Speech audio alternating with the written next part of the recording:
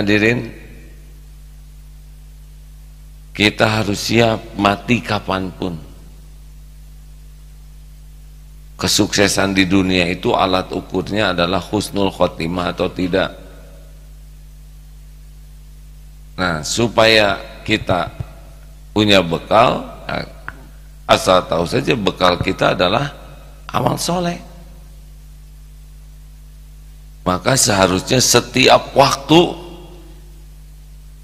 pikiran kita tanya, ini yang saya lakukan jadi amal tidak? Mau belajar jadi amal soleh tidak nih? Mau menghafal Quran jadi amal soleh tidak? Saum jadi amal tidak? Apa memang ada saum yang tidak jadi amal? Ada saum yang tidak benar niatnya walaupun caranya benar. Apakah sholat amal soleh?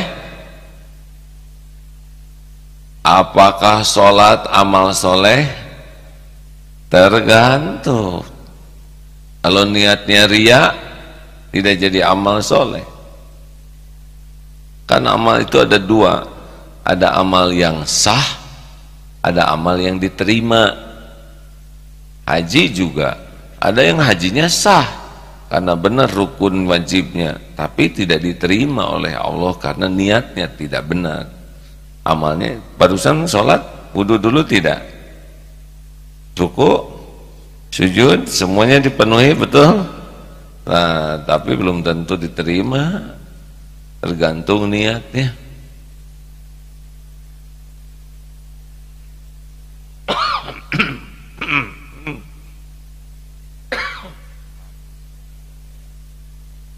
Mudah-mudahan aman ya.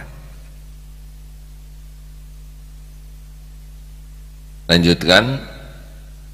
Nah, jadi mulai sekarang pikirannya itu saja. Nah, syarat amal soleh yang pertama apa? Niat ikhlas. Nah, dunia medsos sekarang ini bisa merusak niat kita. Salah satu yang merusak, berpotensi merusak amal kita adalah rasa senangnya amal kita diketahui orang lain. Jadi ada senang kita tuh kalau orang lain tahu amal kita. Yakfi, cukup. Ini penting hadirin. Dan senangnya memperlihatkan amal itu biasanya diawali dengan senangnya memperlihatkan dunia.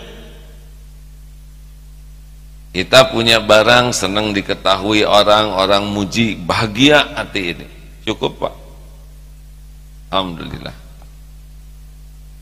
Kita punya sesuatu, senang diketahui orang. Yang dari dunia-dunia saja, kalau sudah biasa dipamerkan, lalu orang suka, orang memuji, itu enak di sini. Dan nagih. Nanti bahayanya itu dibawa kepada senangnya memamerkan amal.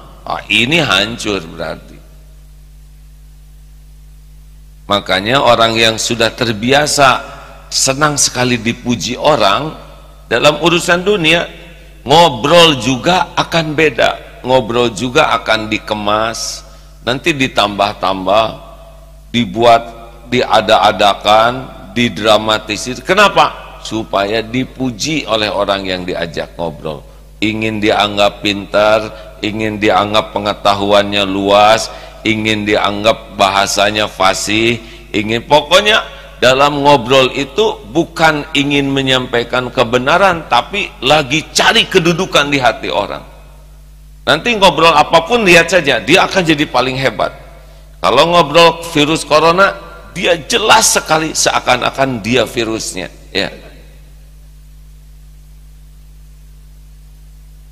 Karena tujuan ngobrolnya juga bukan untuk menceritakan kebenaran, tapi untuk diakui orang.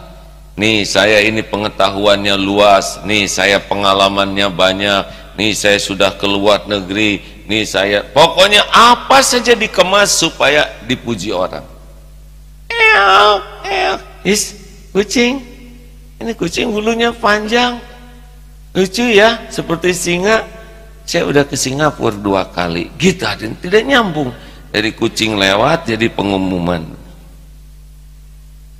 Kadang ingin saja semua. Nah, ini gejala awal kita akan berpenyakit ria tuh biasanya dari urusan yang kecil-kecil, remeh-temeh, senang dipamer-pamer, senang orang lain tahu. Padahal orang lain tahu, tidak ada nilai apa-apa, tidak jadi apa-apa.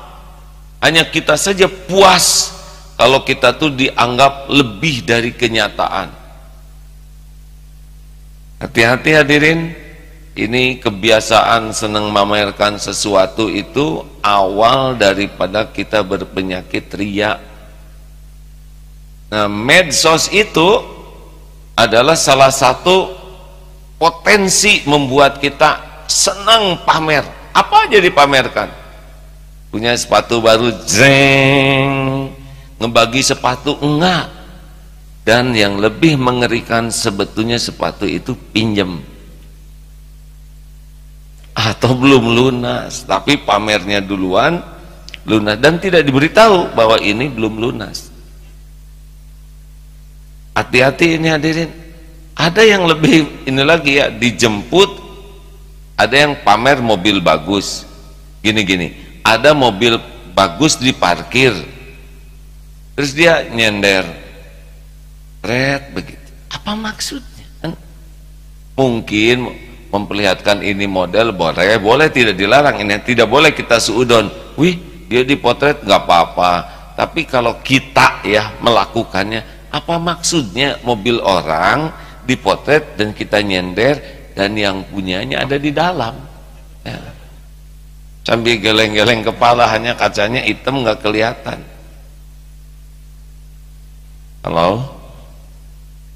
Kalau memang perlu motret mobilnya, ini potret mobilnya, ini mobil orang lagi diparkir bagus ya, tidak usah nebeng atau pura-pura buka pintu. Padahal sesudah itu oleh yang punyanya pakai disinfektan karena takut ketularan. Ini serius hadirin. Biasanya kita apa aja dipamerkan. Tanya, ini teh jadi amal tidak? Pamer ini tuh jadi amal tidak? Di sini sedang musim sepeda ya. Biasanya yang jarang dipotret tuh sepeda yang jelek, yang belinya second. Tapi kalau baru gitu ya, padahal itu juga pemberian atau cicilan, tapi kadang pengen diakui kita punya ini.